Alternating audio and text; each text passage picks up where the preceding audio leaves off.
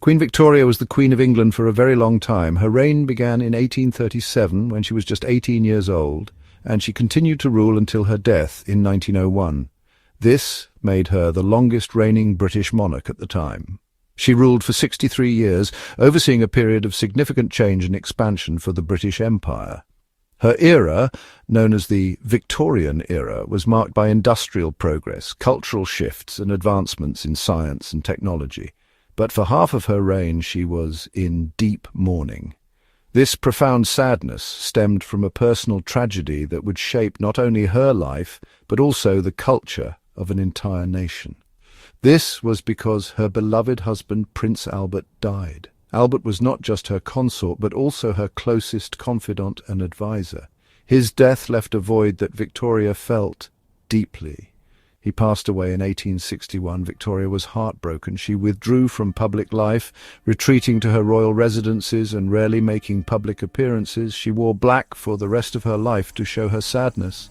This attire became a symbol of her enduring grief and was a constant reminder of her loss. Victoria's mourning was not just personal.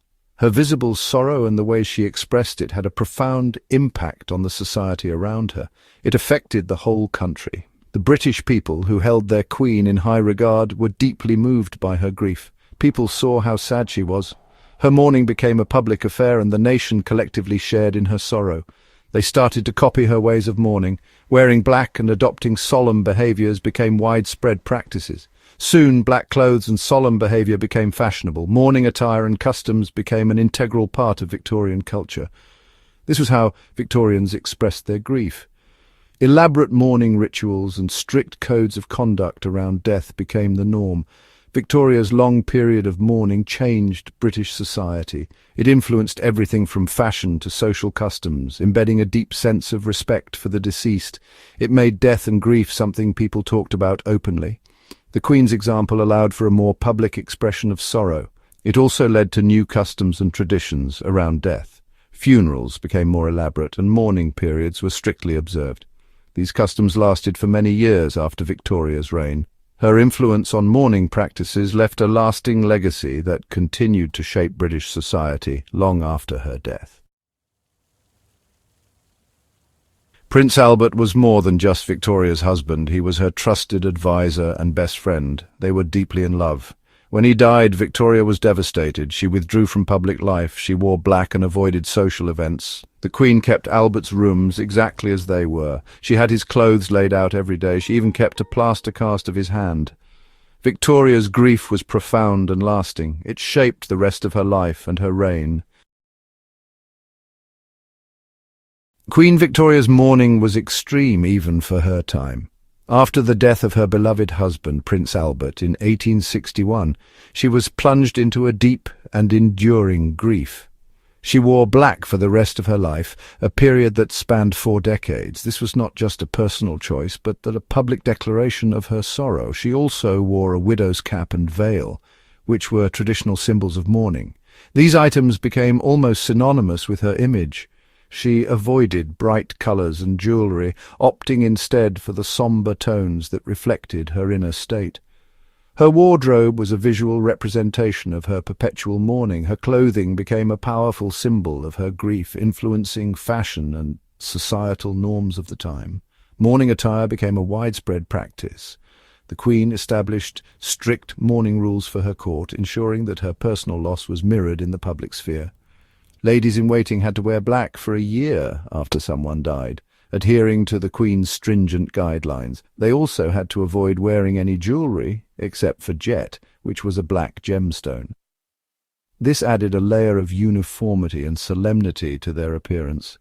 Victoria's mourning rituals became the standard for the British court, setting a precedent that would influence mourning practices for generations to come. Section 4. A Nation in Mourning. Victoria's grief had a huge impact on British society. People started to copy her mourning practices. Wearing black became fashionable. People wore black clothing and jewellery for months or even years after losing a loved one. The Victorians developed elaborate rituals around death. Funerals became grand affairs. People sent mourning cards and kept death photographs. Mourning became a visible and important part of Victorian culture. Section 5. A Reign of Sorrow. Queen Victoria ruled a vast empire, one that spanned continents and influenced the world in countless ways. Her reign saw the British Empire reach its zenith, with territories stretching across Asia, Africa and the Americas. She oversaw great change and progress, including the Industrial Revolution, which transformed society and the economy. Innovations in technology, transportation and communication flourished under her rule, but she was always followed by the shadow of Albert's death. The loss of her beloved husband, Prince Albert, cast a long and enduring shadow over her life and reign.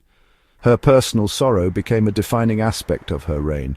She wore black for the rest of her life, and her mourning attire became a symbol of her enduring grief.